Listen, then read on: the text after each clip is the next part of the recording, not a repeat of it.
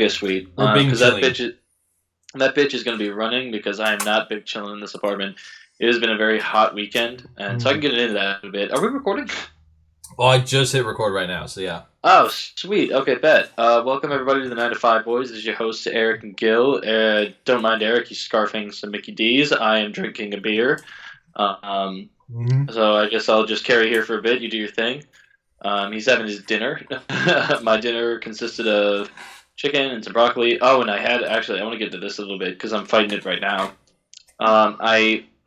So I got this box of hot sauces in the mail. So it's like 5 different hot sauces, and the one I tried tonight it's like a Detroit Fire hot sauce, whatever it's called, and oh cool.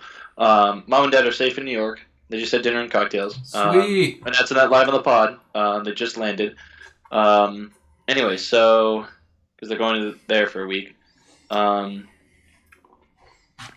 I had this hot sauce, and it's apparently supposed to be like 100,000 to 300,000 Scoville, like heat. It's like a habanero and something other, and that was like crazy to me because I was like, oh, I'm like really eager because of the shit they deal with on hot ones, and I'm like, how bad is it? It's like, and yeah, like 100,000 to 300,000, that does hit for sure. Are you fighting for your life right now? Not right now. I had finished up dinner about maybe like an hour and a half ago. No,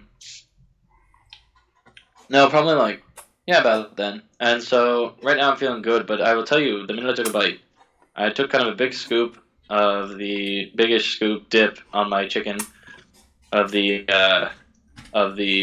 hot sauce, and the minute I took it, I started feeling a burning sensation, and then my chest had kind of like, I don't know, it felt like I was like almost stopped chucking, like my stomach went to my chest. I was like, whoa, and then I drank like some beer, and then I hiccuped a little bit. And I was like, oh fuck, I was like really scared I was gonna like vomit, and then I was like sitting there and I was sweating, and I was like letting it process, and I was like, this is bad. 100,000, 300,000 is bad for sure. I'll argue.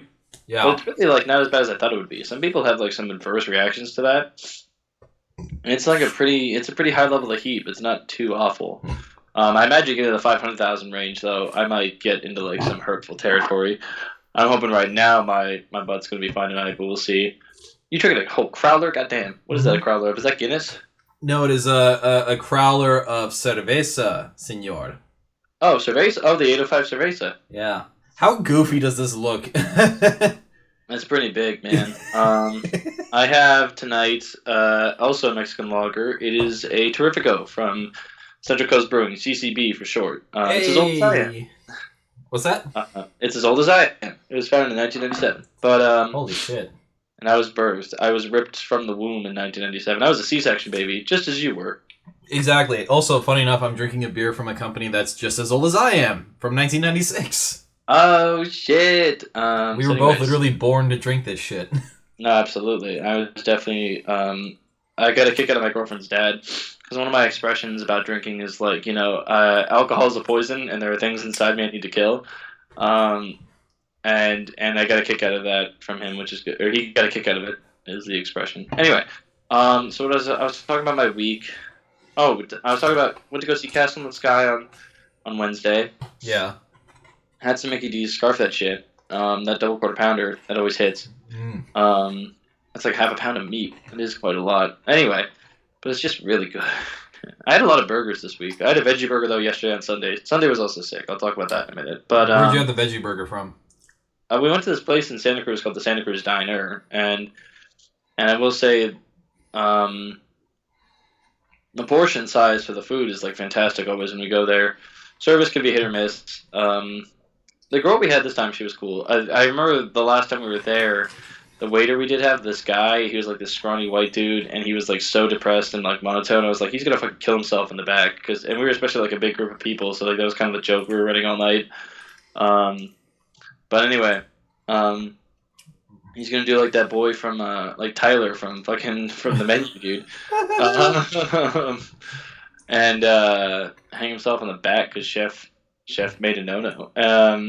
You just ask the dude how's it hanging, and then 20 minutes later he actually is. Yeah. He's Yeah. he's the one who's hanging. He's hanging by this double knot. So Mhm.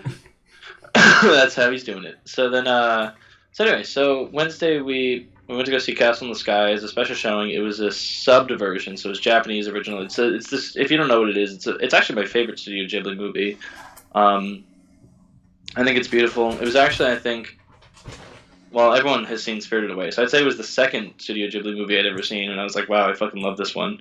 It's whimsical, it's great. The English version, I should say, the original version I saw in English, um, it has Mark Hamill as the villain and James Van Der Beek playing the hero, um, or like one of the protagonists. So that's cool. It was really fun. It was a good movie. Um, and then Sunday was sick. So like Sunday we fought traffic to go to the beach because everyone and their moms was going this weekend. It was a big. Yeah. I don't know if you guys had like a similar. I think you guys were in the mid 70s, right? All weekend.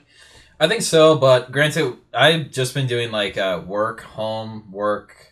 Like, So and work for you. You're in Paso, so that's like that was hot this weekend. I know that was yeah, like so I next go month. north while like everyone who wants to go to the beach goes south. So yeah, Yeah. It's like yeah, Slow is more close to is closer to the coast because it's like yeah. a 20-minute drive from Pismo. Um, so you get that cool ocean air. And so anyway, so Exactly. that's what we were escaping to on Sunday. So and then also Sunday night. So last night. So a couple weeks ago, my friend Tyler invites me out to this show, this punk show for for this band called the Circle Jerks. That's It's really funny. cool. For those who haven't heard of them, they're like an '80s like very like original punk band, like very pure punk, which is like cool. I highly recommend a lot of their discography. I was listening to it before the show. I hadn't heard of them, but I after he sent that text, I googled them and I was like, oh, this sounds sick. Um, and the openers were cool too. So it's these other bands called Negative Approach, and Negative Approach was great instrumentally. They were badass. The bassist dude, his like, he was this old guy, but he had a beard that was like a Viking beard, it was all tied off and shit. Like it was like long and tied off. It was like crazy, um, like a fucking like dwarf or something, dude. And he was like, well, he was picking the bass because he had to do it super fast because it's very punk. But Mm. he was like playing that shit really well, and all the bands were great. So Negative Approach was the first one. Then it was TSOL, which is I think it stands for True Sons of Liberty. I think was that was what the acronym stood for. Um, True Sounds of Liberty. That's what it is. True Sounds, Mm. not sounds, which is cool. And they're very punk too, and I liked them better because the vocalist was more what I'm equated with punk. Like the first one was more like Negative Approach is like thrash metal kind of. And the lead singer, like, he's doing a great job, but I don't really like that screamo type of stuff. Not my jam, which is why. So I liked the Slipknot album you sent me, All Hope Is Gone, Mm. but I particularly like their self-titled album. And my friend Rebel recommended that, and it was all that screaming that I'm not fond of. But I like the instrumentation. I think they're always fantastic at that. I mean, Yeah. he's telling me there's like 8 members of the band, and it's like two drummers, but one of the drummers just bangs a big drum repeatedly, which is sick. Oh yeah, and then sometimes they use like beer kegs too. They hit it with a baseball bat. Fucking sick. Anyway, and Yeah. I like the stuff they wear on stage. I think that's sick. So anyway, they're very new metal, very cool, and I loved All Hope Is Gone. That was a sweet album. But so anyway, back to these Yeah, I figured bands. you would like that album. Sorry, tangent, but it's because like there is a time when new metal was like at its peak, where it was that like kind of screamo type stuff, and it was around the late '90s, early 2000s. Mhm. All Hope Is Gone, I think, was released in That was like 26. 2008, I think. I believe so. Yeah, it was around the mid to late 2000s. Yeah. Hold up, I can actually look it up right now on my I think it phone. was 2008. It was great. I mean, it has tracks like Sulfur, Psychosocial, Snuff. Snuff's a great track. Mm-hmm. It was around that point when new metal started to like kind of die out as a genre. So like obviously the band had to kind of shift gears a little bit, Mhm. and that album is much more consumable to the mainstream market. So No, I think you're right. I think the self-titled is a little more authentic. yeah, It's kind of. I mean, I don't mean to. They're very two different genres. Because I mean, one of them is a genre blend. But to compare it to like 100 Gex, right? Like the first, the 1000 Gex album is like it's enjoyable. I enjoyed it, but it's definitely not for like mainstream. And then their newest album, 10,000 Gex, which my boy Jack recommended, that's very much the same. and yeah, or no, it's very much more digestible. And so I could see that would be the progression with Slipknot. But Yeah. But back to your story. Sorry so that I back interrupted. to the bands. So like they were sweet, and so then the Circle Jerks came on, and I was like, they played all the songs I recognized from all the albums. I was like, oh sweet, super fun. And man, the mosh pit went crazy. So like the first set, Negative Approach, the mosh pit was going kind of hard, and I was like, okay, this is cool. Then it started to increase during True Sounds of Liberty, and then Circle Jerks, a fight broke out in the mosh pit, and that was nuts. And people were immediately like up in arms. So the way that it's set up, I went to the Catalyst in Santa Cruz, really great venue. I remember seeing my friends play there back before they had their current name. What was the name? It's gonna bother me, but um, anyway, so the setup was like they had the stage and they had the mosh pit and they had a very feasible fence around it, like an orange fence, Yeah. like kind of like tape, um, and and so I was on the outside of that fence because I was like I want to be close to the show, but I don't want to be like in the mosh pit. I'm much of a mosher. Yeah. It's not my style. I get stoned and just watch the show, which is what I exactly did. I smoked a J before the show. Fuck yeah. Um, And man, I took edibles when we got to the beach, dude. And like when they hit, it was like sweet. Oh So, goddamn. Cue Island in the Sun by Weezer just din din din din din din din din din. A. yeah, no, for real. Can I get a copyright strike? Probably. Ah, fuck. We'll see. But the yeah, so the show was sweet. So, but the fight like was like kind of like soured my mood. I was like, whoa. And then none of my friends went, and I mean, like, it's a little disappointing, but it's also not surprising because no one texted about it. And then like I texted my friend Tyler about it yesterday, and he left me on the proverbial red, as it were, as they call it Oh. these days. But then he like texted me like an hour before the show and was like, "Oh, hey, sorry I didn't get back to you, but I'm not going, but like my friends still are going." And I didn't see them because the crowd there was a packed house, which was cool. Yeah. And I made some like I exchanged some glances and some fair words with some people, so that was cool. Some nice folks. I also I was at the show and I was like, I want beer, because I can kill this, and like then I'll be sober enough to drive later. And so then I was going to the bar, and they were like, I it was a $10 minimum for credit cards, so I was like, okay. I asked like how much is a PBR because I was like that's the cheapest beer I could think of, and so he was like, well, it's $4. So I was like, okay, just like two PBRs and a water, and that equals out to 10 because I guess the waters are $2. Okay. So that's But yeah, it was a great show. It was fun. I liked hanging out at the beach. And so then the diner we went to, I had a veggie burger. Because I was debating getting some more meat, but then I was like, I've had like a lot of red meat this week. Like I think Wednesday I had boga. Tuesday I think I had chicken. Monday, no wait, Tuesday I think I ate. Oh, it was ribs. I was at my girl's place. And her parents cooked dinner. Her dad's like really good at barbecuing. Um, and then Thursday we had Italian, and then Friday I had chicken chili verde. Oh, and then at the Italian place, I had apparently gotten so baked, because I had like taken my edibles, and I guess they'd hit by the time we like had finished up ordering. So then when the food came by, so first we had like a basket of bread because they get free bread at every restaurant now. Yeah, of course. And so I had a couple pieces of that. And I was like, oh, they were like asking like, do you want any more appetizers? And I was like, kind of looking like, do some like garlic bread, man. Like, would that be cool? And like, so we did. And I had hella leftovers because they had like these 3 long pieces, and I ate like I think one and a half honestly that night. And then they bring out this big old. I ordered fettuccine alfredo, which I know is not a real Italian dish. I was just like, nothing else on the menu. Um, in terms of like caloric intake was appeasing to me. And it's not to like say that I'm not, like necessarily counting calories or anything, but like I'm just trying to like reduce that a little bit. Anyway, for myself, it's not like a and I'm trying to eat more veggies and stuff. Like tonight, I had some roasted broccoli. So anyway, just trying to change up some stuff.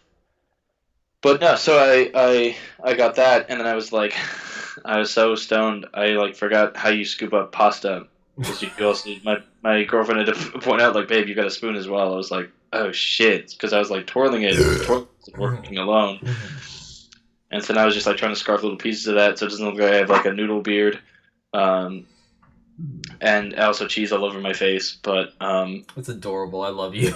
I ate like a child. But I, surprisingly, I did not make a mess on myself. Her dad did. Her dad ordered pasta and got some sauce on himself on a white shirt. The nice white I'm sussing on you. That's also gonna get copyright strike. Oh fuck! But so yeah, it was a good evening. It was a good week, man. Friday we got drunk. Hold up, like, did you actually say that her dad wore a white shirt to an Italian restaurant? He did. He was dressed very nicely. He had like some jeans. He had the shirt tucked in. It was a nice white shirt. He had a nice belt. He was just coming off of work. He had some like nice shoes. I was like, ah, shit, this man's dressed to the nines. I was dressed like this today for work. I've got jeans on, and I had my yellow Vans that were like soaked in sand. Oh fuck yeah! But no, like, white shirt to an Italian restaurant. Are you trying to like ruin a shirt? Like what? No, absolutely. I mean, I was telling him, like, at In-N-Out, we had to wear all white, and so it's hard not to walk home with, like, spread stains on your shirt, man. Like, you know what I mean? Like, bro, that's like dressing like an Eminem fan and going to Buffalo Wild Wings or some shit. That's just a recipe for disaster.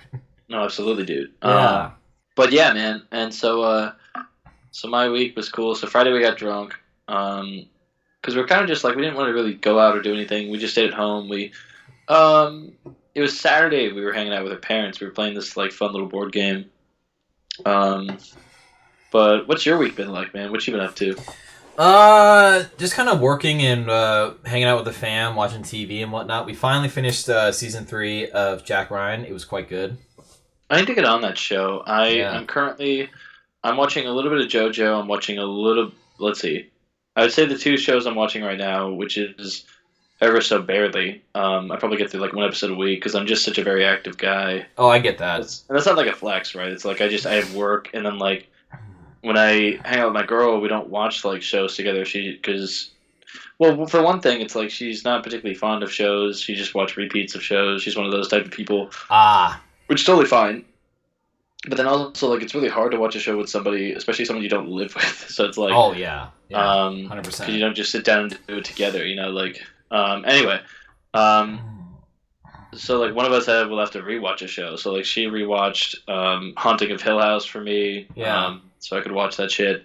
But anyway, so I'm watching The Bear and I'm watching JoJo, and there's a lot of other ones I wanna get on. I just have to like find the time. It's really challenging, Yeah. I'm still working through season 4 of Stranger Things. Like, I think I have 3 episodes left. You hadn't? Oh, you never watched it? No. I'm rewatching it with our sister because she's never watched it before. So. Oh, gotcha. No, absolutely. Okay, bet. But it's almost like fresh for me because there's some little details I totally missed. Like. There's just so much going on. I really commend that season for the way it was able to cover all that story and in a way that didn't feel overbearing or underserving. You know what I mean? Like, exactly. It was really cool. All the characters had their own respective arcs, and it was fantastic. Like. Yeah, it was good. It was so good. And yeah, we have 3 episodes left, and it's gonna get intense. I can feel it. No, it's I remember those last. I mean, the last like 2 episodes are both like movies, pretty much. Speaking of shows that are like movies that are very long because of the episodes, there's this mini series on Netflix. It's a horror series, I guess, called Dracula, and I kind of want to start it. Okay. But like each episode's like an hour and a half, so it's like a 90-minute movie. Jesus, what the fuck? It's like one little movie. So, like, it's got to be, like, 4 nights of movies, pretty much. Which is kind of crazy. I also kind of felt that same way a little bit with Cabinet of Curiosities, because, like, they were an hour long. I mean, they were great episodes. It was a wonderful time. And then, I mean, like, have you started The Bear? I have not. I've actually, so, in between, like, watching Jack Ryan with the folks, like, we finished season 3, so, we didn't want to start season 4 before our parents go on the trip. So our dad was just like, hey, son, do you want to just watch Sopranos? And then, like, mom can just join along because, it's just casual viewing for her. Right, it's just background. It's like The Office or anything. That's the point of reruns, I think, or like shows that you can rerun. I I think that's great. I've been actually watching some more sports as of recent as like a background thing. Yeah. I watched a basketball game while I was doing some notes on Monday and Tuesday because I had all day trainings. As I was talking about, I think last week in the pod, I finished the all day trainings this last Tuesday, but that really threw off my schedule because then I like had my Wednesday, Thursday, Friday really booked. But that was okay. I powered through it. But so back to the Bears, like I wanted to mention. I'm not going to talk too much in detail about it, but I just have to say I think the best episode of the series is season 2, episode 7. It's like it gives background on their family, and it's like all these guest appearances. You got John Bernthal, you got Jamie Lee Curtis, you got John Mulaney of all people. You've got God, I can't remember her name, but she's also in a great show that's on Netflix that I never even finished. Actually, it's called Love. I need to finish season 3 of that. Okay, wow, damn, that's an impressive cast. What the hell? Yeah, so it's like it's really great, and it's I mean every single actor in that episode, like they could get an Emmy just for that episode alone, dude. I swear to God, Wow. it was some fantastic. Oh, Bob Odenkirk's in it. I forgot that. Oh my god, Better Call Saul, he's in there! Better Call Saul, dude. It's all good, man. So, God damn it. yeah, it was a great episode, but it's also just fantastic writing and editing and cutting and filming and oh my God. Yeah, I'm gonna convince the folks to get on the Bear, so that way we can all watch that together. It's a pretty anxiety-inducing show. I also want to finish Black Mirror. I did start one episode off of that, but okay. So yeah, so you're watching. You finished Jack Ryan. Yeah, and we're working our way through The Sopranos. We're finally on the last season, and it's getting intense. Like you can feel imminent death in the air. Like I don't want to name names, but you can feel someone's about to get whacked. Well, I mean, like it's a show that's been off the air for like what 20 years, so like you could spoil it. Yeah. So far, we're thinking Paulie Walnuts is about to get fucking whacked because he's being a loose cannon right now. I've not seen the show, so I have no. Oh wait, so you guys haven't even finished it yet? No, we haven't finished it yet. Oh, I thought you had. That's why I talked about it being a rerun. But okay, I guess I was wrong. No.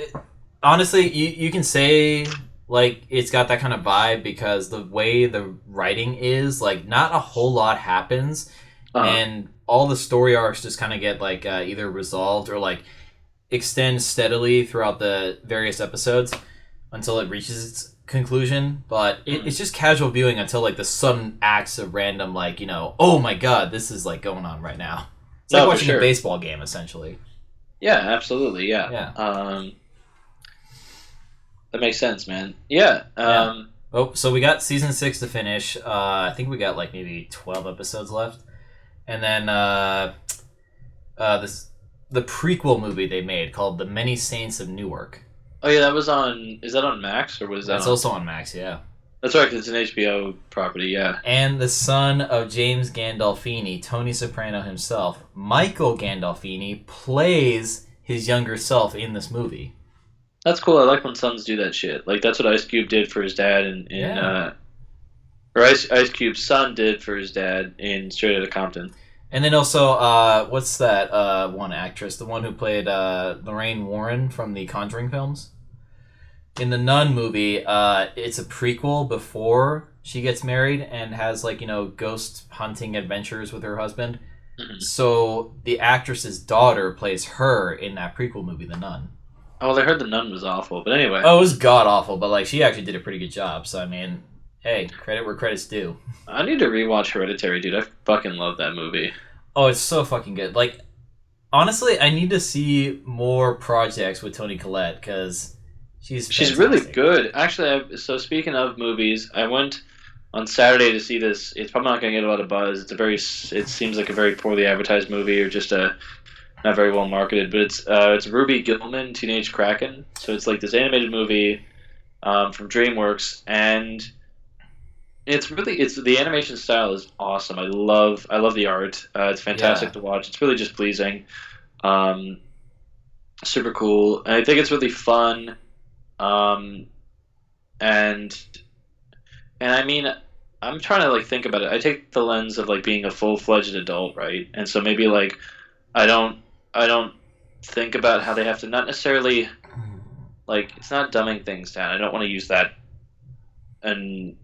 terminology, but it's kind of like meeting kids where they're at, right? So it's using very basic language um, for themes and tones and for big battles and stuff. So it's like they'll have some stupid piece of dialogue that's like you're just dumb, and it's like that is what kids would say to each other. They're not gonna curse or like say some poetic shit, obviously. Yeah. So I have to like bring myself to that level because I feel like Spider Verse was like really just like I don't know powerful and like it was very Because I think it met exactly where it wanted to be with like teenagers dealing with this kind of thing. Like, oh totally because teenagers, we've all been teenagers at one point, and there's two main consistencies with all teenagers. They all have the main protagonist syndrome, and they also don't know where they are yet in life. They don't know what they want to be or what they want to do yet in life. So they're freaking. and the fuck out. I think actually that's probably well represented in this movie. Not to super deep dive on it, it's really fun on the surface. It's really fun. It's pretty good overall. I enjoyed it. I wouldn't say it's like rush to the theaters worth, but like definitely check it out when it's like available on like streaming or rental or digital or whatever the fuck, right? Yeah. Whatever options we have nowadays. But so oh yeah, so the movie centers on like this teenager, right? So it's like she's part of this family of Krakens that are trying to disguise as humans, which I guess somehow works. But anyway, because they're blue. Magic. Just yeah, I guess. We're just humans being stupid, and so That also works too. She's caught between these two worlds. It's this issue of identity, right? She's like, I want to fit in with my friends and my humans and the boy I like at school, which is this. This is getting like shape of Water levels, but anyway, and then also she's torn between like she finds out that she's like a like a princess of like an heir to a throne type of thing of krakens that are supposed to protect the world from evil mermaids and shit. And then she's dumb and befriends a mermaid, and it's like but it's pretty cool. And it was, I mean, like I saw it like coming a mile away. I was like, this bitch is gonna turn on her real quick. And then she did, and we were like, fuck. And I mean, I think one of the kids in the theater was surprised, so I was like, oh, you know what? I'm glad he got it or didn't get it, so he could be surprised. But anyway, props to him, them, whatever. It was fun. I thought it was cute. It's like I'd probably watch it again, like as like maybe a background movie. I think the animation is sweet. I think it's really cool.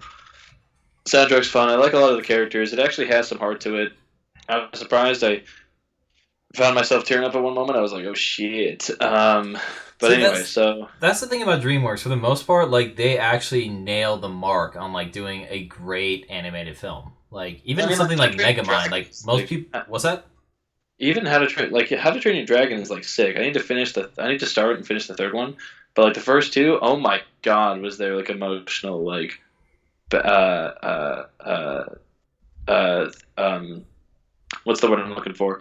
It was a very I felt for all these characters. It was a very well written movie. Like you fall in love with these characters, you feel for them, and you feel for their struggles. Anyway, you talk about Megamind. Megamind's a great example too. Yeah, like even Megamind, it's like most people know it for the memes, but like it's overall like a B-rate kind of like film, but it still like hits all the right notes and like actually has some interesting social commentary. It's a pretty solid, fun movie. I watched it for the first time, I think a few months ago, and I really enjoyed it. And I mean, it's pretty close to Wreck-It Ralph. It's like, oh, it's villain.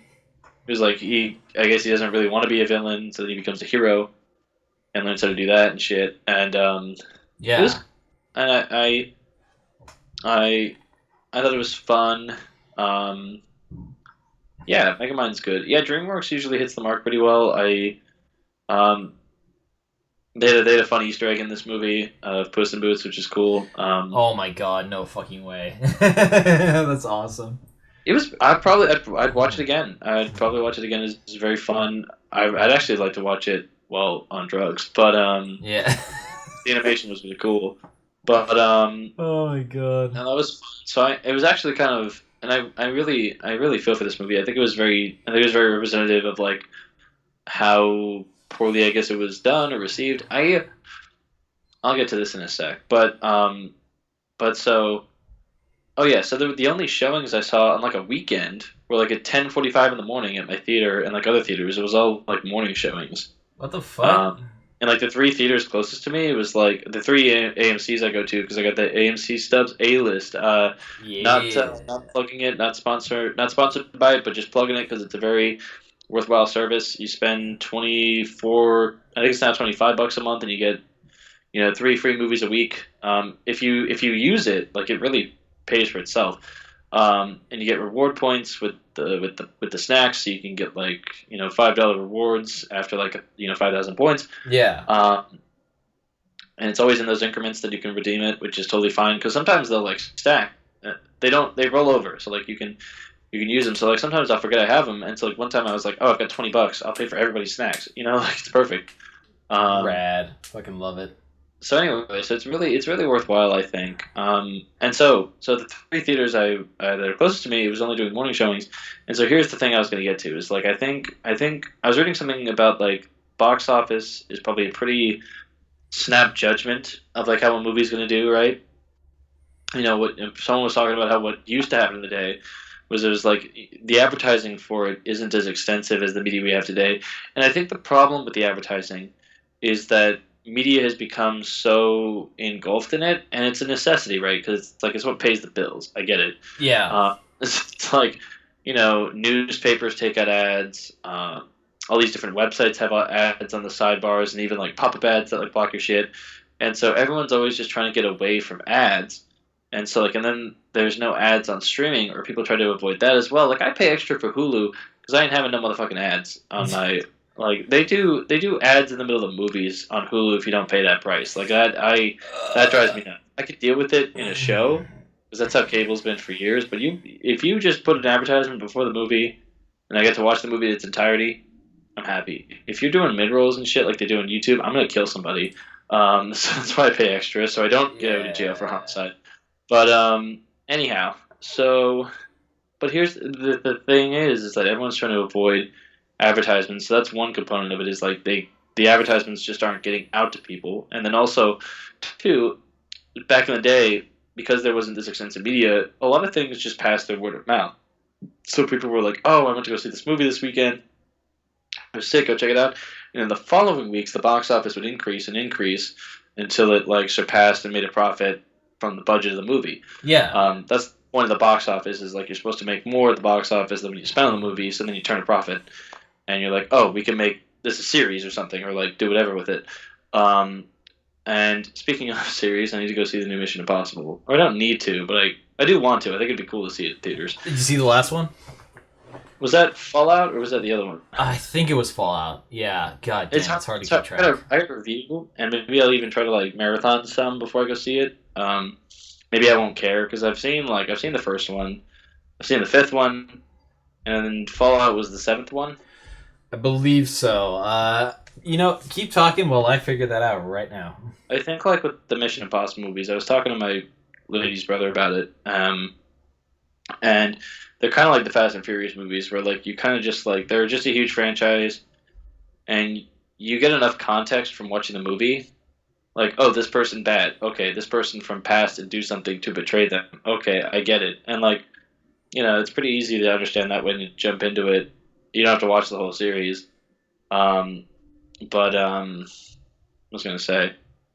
But it is a little smarter than Fast and Furious, at least with the spy shit. So anyway. Okay, yeah, the last one was Fallout. So yeah. That's so funny because it feels so fucking long ago that came out. When did that come out?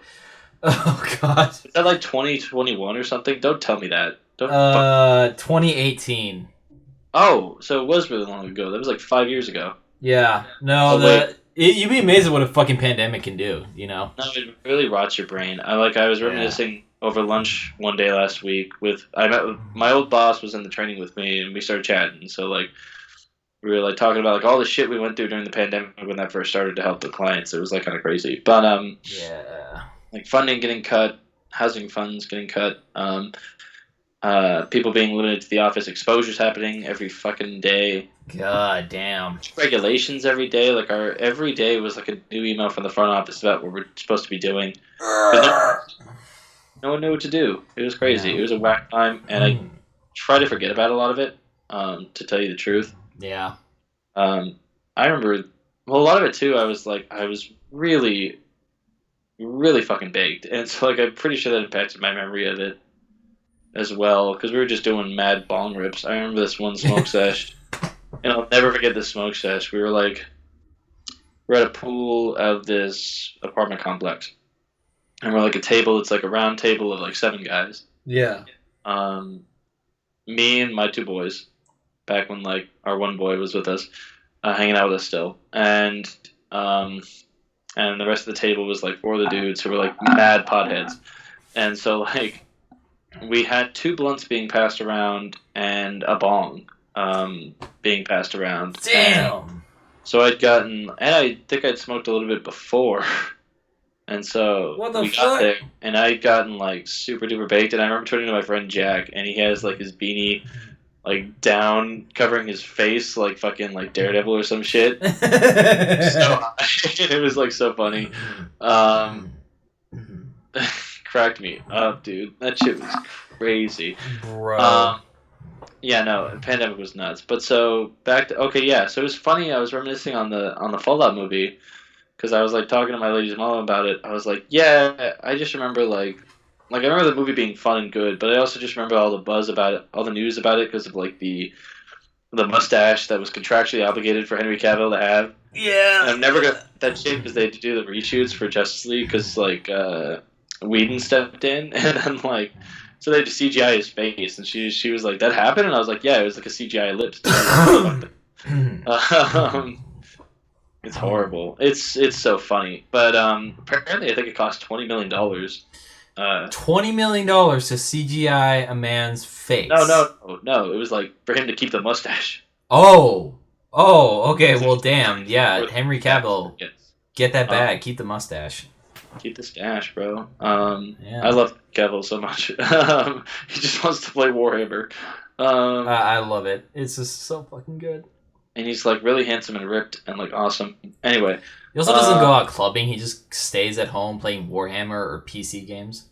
no, absolutely, good for him, man. He's chilling. He's living his best life. Yeah. That was wild. I thought that was so funny. That was like the DC movies have always had some like just crazy shit going on. And then I saw some clip from I haven't seen the Flash movie yet. I'm gonna wait till it jumps on streaming so I can like not pay the box office for that shit. But it's like this scene where like I guess a bunch of multiverses are colliding and it just looks awful. I kind of like can't wait to see how bad this movie is because I mean I saw it from the trailers. I was like, this looks bad, but we'll see. I mean, you know it's bad when there's literally a scene where the heroes show up and it looks like a scene in a video game where it goes from like the cut scene to the actual gameplay. Oh yeah, no, that's like really bad CGI. If there's that in a movie, you done fucked up, my guy. You done fucked up. Absolutely. I'm just glad this is the last project that doesn't have James Gunn on it. So then, like, all the shit that's going to come after, dude, oh, it's going to be sweet. Like, there was I saw a tweet where it was a gif of, like, that scene in Guardians of the Galaxy 3 where, like, Warlock is flying through the battlefield or whatever. Yeah, yeah. That thing, like, oh, these Superman scenes are going to be sick. And I was like, actually, yeah, it's going to be fucking dope. Yeah, dude. Excited. Oh, my God. I'm excited. But, yeah, man, I can't wait to check how bad that movie is.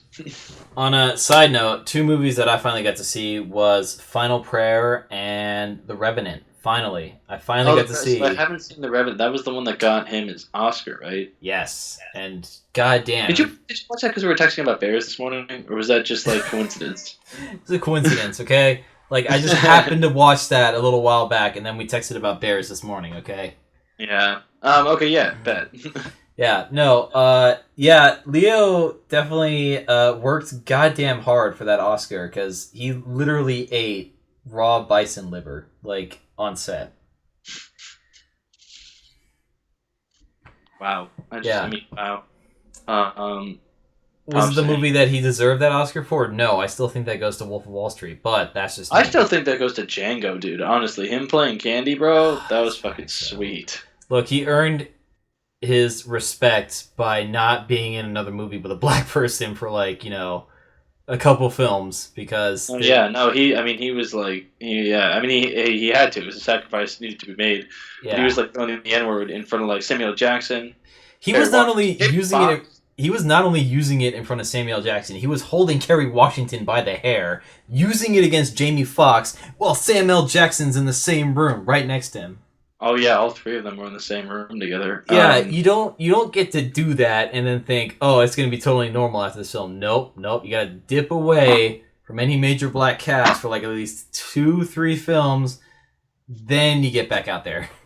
One movie that I'm partly disappointed I didn't see in theaters was I wanted to see The Blackening because I thought that movie would be funny, but and I'll check it out when it comes to streaming or whatever. I don't know if it's still maybe even playing in theaters. Actually, I might check that later and see if I can sneak a show in. But I was gonna go to a show on Friday for this band I know. But anyway, Part of me wants to go see that in theaters just so I can be like, okay, this is bad that I'm watching it, but because I'm giving money, it makes it okay.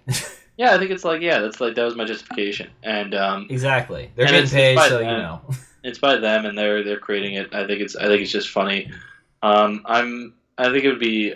I'm not particularly greatly disappointed because I know it's like a dumb comedy movie. So I was like, oh, I could just like check it out when it comes out. But I like supporting movies. I like going to see movies in theaters. I mean, that's why I have the Steps thing. Yeah. Like back when I wasn't dating, and I don't think it's a symptom of that particularly. I think it's just like her and I are always busy, or like maybe we're not always in the mood to go out to the theater. But I was like going out, like I was watching 3 movies a goddamn week. I was making sure of it. I was watching everything, dude. I kept up with all the movies and was able to like do a full detailed synopsis and review and stuff. And now I'm like seeing like maybe 3 movies a month, which like still pans out. You know, it's like you pay the price for 2 of those and you get the third one free. But anyway, with the Stubs thing. But yeah, man. What else has been going on? I've been listening to a lot of my albums recently. What number are you up to now? Because you're listening to 1,000 albums in a year, right?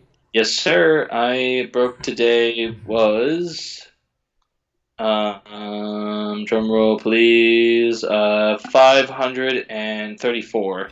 Oh my god, bro. 534 new albums I've never heard before, and I've got to change my Jesus. score on one of them actually because I re-listened to it recently. It was the newest Harry Styles album, Harry's House, which at first I didn't really fuck with that much. I don't know why, because on the second listen I was like, oh, this is really groovy and just like kind of a chilled, laid back album. My girlfriend said it was driving music, and I was like, that's a good accurate depiction for it. I wanted to recommend you a couple albums, man. Okay, yeah, text them to me. I think we'll definitely. I'll text them later, but I think what would stand out is let's see, um, "Grapes Upon the Vine" by TV Girl was really cool. Okay. Um, let's see. Oh, okay. This was like a really great album that my friend Rebel recommended, and I was like, I shouldn't say surprised, but it really blew my expectations above what I had already expected. It's called Beach Boys Party. It's the Beach Boys, and it's a fake live album. But it was really, oh my god, it was really good. Like it was really well done. And Like it really really, convincing. well, yeah. Well, what I think with it does sound like they're just like in a. It sounds like a Tiny Desk concert, and that's what I really appreciated about the album was like it was really intimate, and like it makes you feel like you're in the room with them, and that's what I really like out of albums is when they evoke like a strong feeling out of you, and like that's what I felt like with the top 3 albums I've listened to this year so far. It's my favorite is this jazz album. It's a self-titled called Rachel and Bill Ray by this couple, and it was really good. I'm sure I've talked about it before. My second favorite album this year was The Crane Wife by the Decemberists, and I'm sure I might get some responses like, "You haven't listened to that before?" And I'm like, "No, I haven't, but now I have." It's really good. It was really impressive. It's this really indie, folksy kind of thing.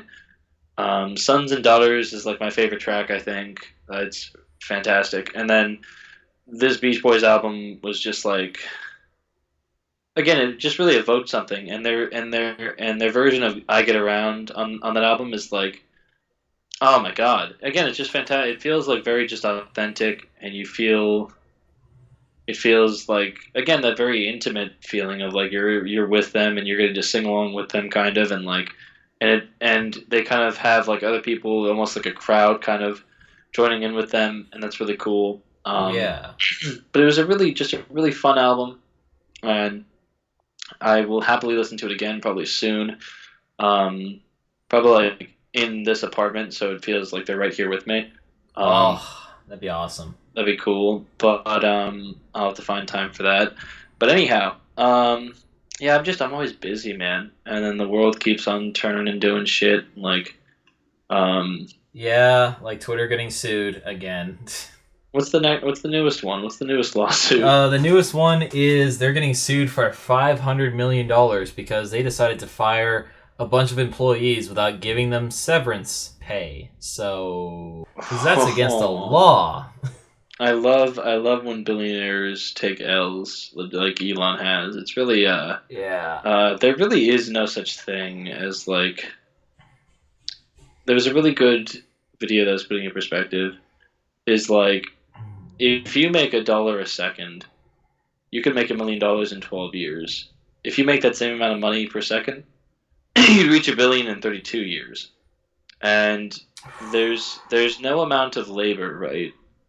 Like to get to your first billion, there is no amount of labor you can do in 32 years to get $1 a second that would justify you having that value of money. And so what billionaires are doing, and we can see this through numbers, is like, the productivity rate over the last 50 years has increased by 64%. Yeah. The hourly rate has increased only 17%, which means there's 50% of value, almost 50% of value, between discrepancy between productivity, so labor production, and the actual pay for that labor. And so that means that the billionaires are taking that labor value away from the employee Yeah. for not doing the work that was done to produce. And so there's no ethical way for there to be rich people. We need to eat the rich. And this is a good way to do it, is taking Elon down a peg. And then he's trying to fight Zuckerberg, apparently. Yeah, which is funny as hell, because, like, his fucking mom had to join in and be like, no, they're not physically fighting, okay? Like, maybe a joke fight, yeah. And I'm like, bitch, a joke fight? Really? No one's going to pay money to see that. Also, literally, not too long after that, a picture came out of Mark Zuckerberg shirtless and, standing next to his, like, buddies that he's training MMA with, and he is fucking ripped. Well, the guy, he's rich. He's got nothing to do. Isn't he like a black belt in judo or some shit? Yeah, he's a black belt in judo. He won his own championship. Yeah. I want to see him put Elon in a fucking headlock, dude. I can't wait for that. Yeah, so just sitting here, like, Elon probably fucking saw the picture because he's fucking clinically. He's like, clinically, like, online. It's, like, really bad. So there's no way he didn't see the picture of Mark Zuckerberg, and he had to see that picture and think he's sweating profusely right now because he knows exactly he done fucked up by challenging this man to a fight. Yeah, I mean, it's just his ego and him being this big old man child. I think that's what happens to men when they get divorced. Yeah, like Bezos was being an idiot after his divorce. Okay, well, I mean, granted, in his defense, he's like got Cuban divorced dad energy, whereas like Elon is just a fucking idiot and decided to jokingly buy Twitter when he was probably drunk and missing Grimes, and then got too deep and couldn't back out of it. Yeah, and then they almost sued him for trying to back out of it. It was a whole thing. Yeah, so he's like, fuck, I made my bed, I guess I gotta fucking lay in it, and then it's just been misery for him and everyone else for like a year. Tweet? What's that tweet? It's like, me when I'm sowing. Oh man, this is awesome. Me when I'm reaping. What the fuck? Like,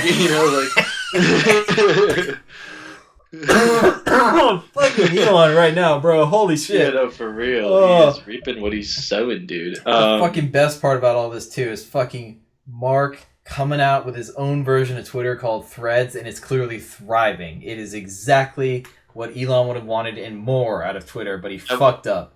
I will say, I do kind of hate that all the social media apps look different. That's kind of the appeal of them all, is like I liked going to Twitter because it wasn't like Facebook or Instagram. Yeah. And I like going to TikTok because it wasn't like any of those, but then it's like Instagram picked up Reels, which is pretty much just TikToks, but like TikToks you've seen on TikTok before you've seen it. And then no, if anything, viewers, okay, we do not support Mark Zuckerberg in any way. He's a terrible person. Let's be real. Oh no, he's an awful person. Ripped off his boy Eduardo. What? Ripped off his boy Eduardo, as we saw in the fucking movie, and then he's also like just a heartless billionaire who's stealing data and selling it to people and influenced the 2016 election with his app. I mean, he probably. It is a good question to consider, like because he had been sort of the forefront of this, or I guess Tom from MySpace was like helping to introduce the idea of social media, but then I think Suck skyrocketed it, and like he's a Oh really yeah, smart guy. He's definitely not dumb. I mean, he's like not like life smart, but he's like good at like reading and doing equations and solving and stuff. And so like my thing with him is like, did he actually know like the power that social media would have? And maybe he probably didn't because it was the first time anyone had like really created a platform like that. But maybe also part of him did event. But then you wonder like maybe when he found out the damage it was doing, and he just continued with it. Maybe that's the evil part. I'm pretty sure that's yeah, probably what happened. Like, I have a pretty strong sense that he like didn't know what he was getting into when he first started it. But then when he discovered what he was doing, he didn't really care because he was just like, oh, it turns a profit. exactly. Because that's the point. That's the point. Well, yeah, I mean, I think profit is always made on the suffering of others. I mean, like that's kind of the fucked up thing about my industry, right? Is like I get paid to provide treatment, but I need people who are fucked up who need treatment to be able to provide to do that, to do my job, and like Yeah, it's that's a a bit. problem. And I try to get out of that, and actually like make a difference for a short period, and also just collect my paycheck. Mans needs to eat and like have a roof over his head. Exactly. So, at the end of the day, we do not support Mark Zuckerberg for most of his values. However, the fact that he is single-handedly fucking over Elon, it is so fucking satisfying. It It is is so indeed. satisfying. It is indeed. It is very fun to watch, Yeah. and I love to see. I love to see people. It's what's that line from Star Wars? It's like I don't need. I don't want Zuckerberg to win. I just need Elon to lose. Like. That's facts, though. Oh my god. I love it. You love to see it, Yeah, honestly. you Yeah. do love to see it. Uh, But what else? What else has been going on in the world? Andrew Tate oh, was on you froze for a Tucker second, Carlson sorry. apparently on his new Twitter show, I guess. You froze for a second. Oh, so I get. Oh, maybe he just doesn't want me to talk about Tate. But Maybe. I was saying that Andrew Tate was on Tucker Carlson apparently on his new Twitter show, um, God. which is kind of not surprising. But then it also got mixed reactions because people were like, "Oh, you want this to represent conservatives?" Like, and I mean, this is the path you guys chose. This is definitely where it's gone. I was also watching this thing. I don't mean to get involved with this shit. I really just don't like these people, but I think it is key to keep up with this sort of thing and see like what the other side is viewing. You know what I mean? Yeah. Not the other side. I'm not far left. I'm not far right in any way. I'm definitely like left leaning center. Definitely more left than center. I'm like progressive as shit. I think yeah, I love gay people. I love weed. I love social services. I love shrooms. I think poor people should be able to eat. I think the Second Amendment is a right that should be regulated. We register our cars. So anyway, I mean, so yeah, that's facts. Yeah. so I don't mean to get into all that, but so I also saw this thing about like I guess that MAGA rapper, fucking forgot his name now, Fujiato or something. The fuck, I don't know. Yeah. Guy is whack. He's got face tats all over. He's got the weirdly shaped beard. And he's like rapping about, and he's talking about Trump. It's a very cult thing, and it's just always weird to see these things. And it's like you never you.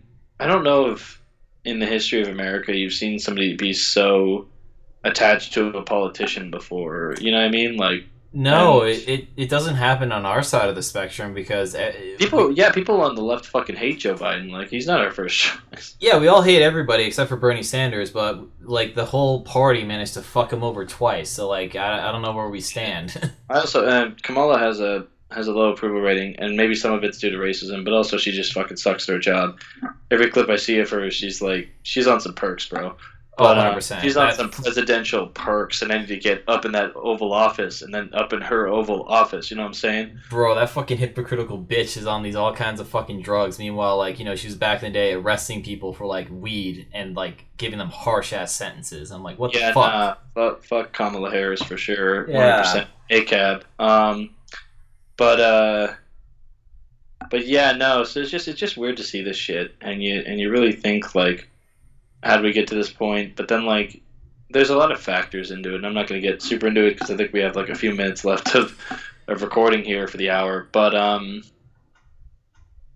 yeah, no, I think the whole consensus is like the whole division sucks, obviously, but like one side is definitely the lesser of the two evils. It's just the side that we swing for is run by fucking idiots who don't actually realize what they're doing is bad. They're just too stupid to realize it.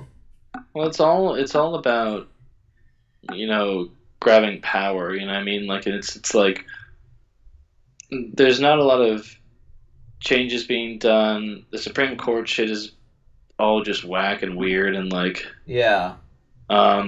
No, the thing that I come to realize is that like there's two kinds of people that like do bad things. They're either really stupid or genuinely evil. Like if they're truly evil, they know what they're doing is wrong, but they just don't care. They're saying the quiet part out loud. They don't give a fuck. Meanwhile, if someone's too stupid to realize what they're doing is wrong, can you really think that they're evil? No, you just think that they just don't know what they're doing. Yeah, and I think there's an argument to be made there. I think there is sort of that distinction. I think like definitely, if one knows they're being evil and just does it anyway, like that's pretty like that's awful. Like it was cartoonishly evil this week about the fucking writers' strike, which the actors have now joined, and we can talk more about that next week. But like insane quote from one of those fucking CEOs that was like, "We will let them lose their apartments and homes before we give them a raise." It's like, do you know how fucking awful that sounds? Do you know how fucking like awful you sound? Right? You sound like Dr. Evil right now. Yeah.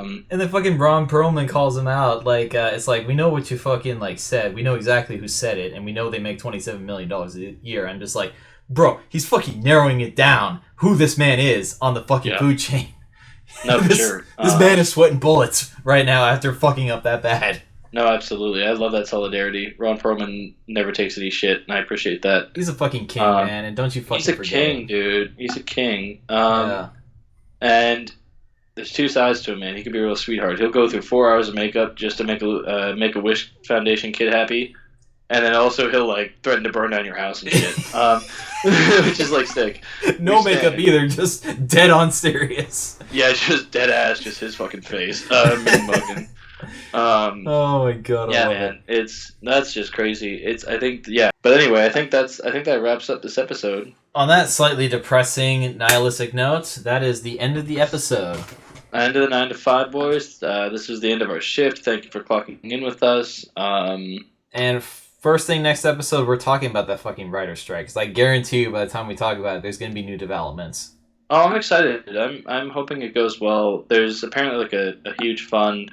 Anyway, we'll talk about all that in the next episode. Exactly. We're getting our 32-ounce soda. We're getting our popcorn for this writer's strike, okay? Exactly. Fuck yeah. We're going to watch it all week, and then we're going to come with updates next week. Yeah. We support the writers. We support the actors. Fuck the people making money for doing literally nothing. So fuck all y'all. Yeah, I've seen, like, the residuals they can get. It's, like, awful. Oh, my God. Yeah. More about it next week. Bye-bye.